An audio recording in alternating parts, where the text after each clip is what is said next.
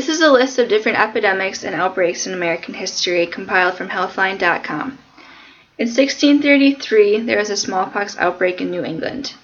In 1793, the yellow fever outbreak in Philadelphia. 1952, the polio epidemic. 1977, the botulism outbreak. 2010, whooping cough in California. And in 2016, the obesity epidemic.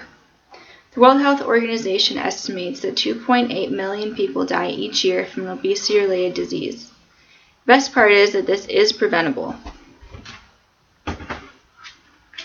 The obesity epidemic is preventable if we eliminate all fast food restaurants in the U.S. Worked as a personal trainer for the last 8 months, and one of the biggest things my clients struggle with are their food choices. One of them being how much fast food they're consuming. So this doesn't only affect people who are obese. There's a big impact on healthcare costs that all Americans are paying. Also, the up-and-coming Americans are suffering from these diseases as well. The amount of fast food available and consumed by Americans is unbelievable. Healthcare costs are rising, and the ones who are supposed to continue the American legacy are suffering from obesity-related diseases. This can be prevented by eliminating fast food in the U.S. diet.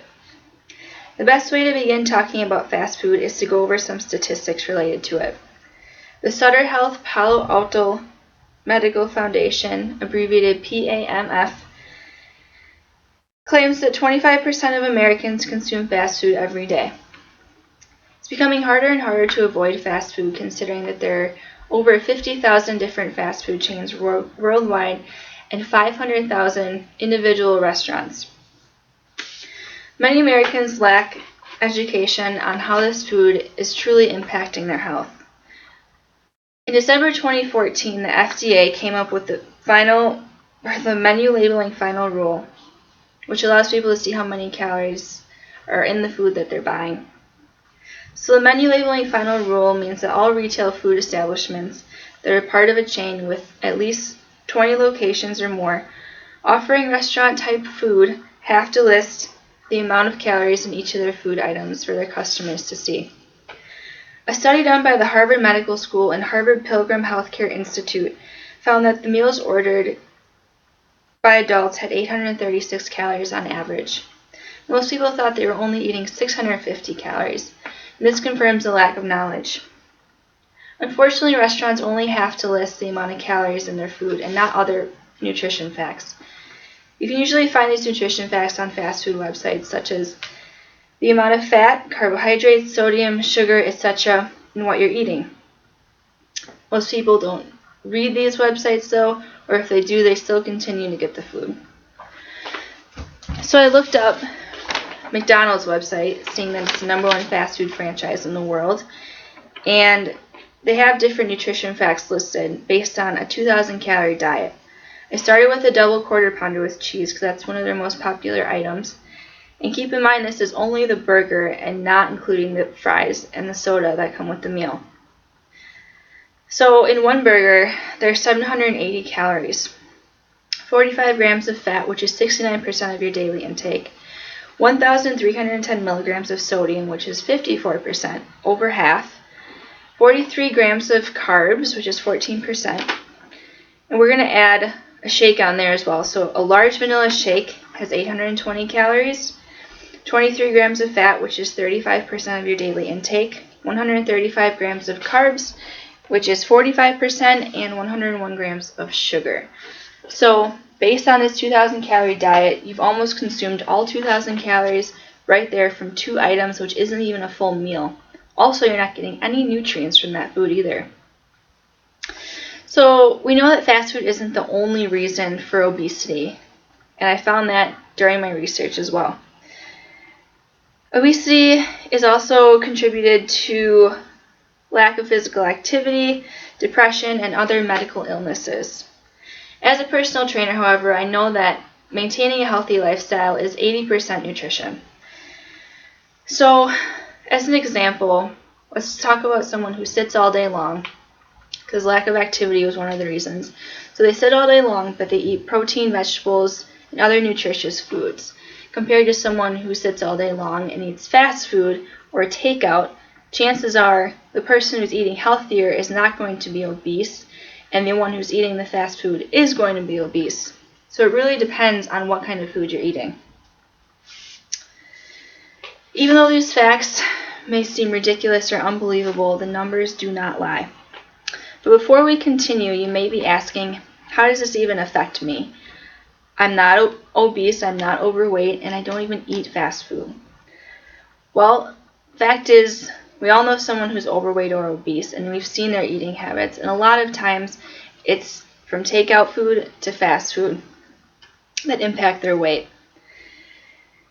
These health problems are affecting your bank account, though, too, because healthcare costs have skyrocketed due to obesity-related diseases. Where are the insurance premiums and deductibles going that we pay each year? According to Forbes.com, insurance premiums we all pay have increased due to incurred medical costs by the obese. The average person pays $512 in annual medical costs, and an obese person pays $3,271 annually. This is 6 times more than the average person.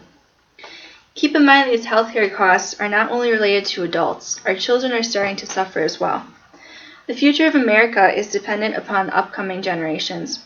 However, what percentage of these Americans will even be able to make a difference in the future? Children are influenced every day by their friends, commercials, ads, and especially their parents. The monkey see, monkey do principle plays a large part in the amount of fast food a child consumes. The trip to get a burger and fries is not going to be turned down by a 10-year-old because it isn't healthy.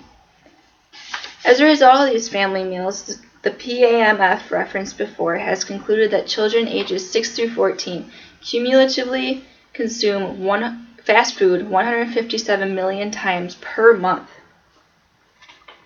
I used to work at a fast food restaurant, and I know from experience that not all kids substitute their apples for fries or their milk for soda.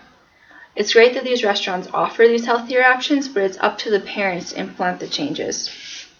So how many children are suffering from these poor menu choices? Children are now making a tremendous impact on healthcare costs. Healthy Communities HealthyFutures.com states that childhood obesity is responsible for $14 million in healthcare costs annually. And children who are obese have a greater risk for cardiovascular diseases such as high cholesterol and high blood pressure. The Center for Disease Control states that 70% of youth have at least one risk factor for cardiovascular diseases. I don't have children, but I can't imagine putting them through these healthcare problems just so that they can have soda and french fries. These children who are suffering obesity-related symptoms are our future, and we want to make sure they live long enough to be our future. Changing the future of obesity is possible, and all it takes is making necessary changes to prevent further damage. The population of fast food restaurants is increasing every day. Healthcare costs are rising, and children are suffering the American culture of fast food. Like I mentioned before, I work with people who suffer from fast food effects every day. I'm speaking on this today to raise awareness and open the eyes to the truth behind how much of an impact fast food has on our country. I have a graph here showing the trends in obesity in adults among the ages of 20 to 74 in the U.S. So in 1960, the percentage of obese adults was 13.4%, and in 2008, it was 35.1%. Imagine what it is today. So next time you go through a drive-thru to get your burger and fries, think to yourself, do I want to be another statistic?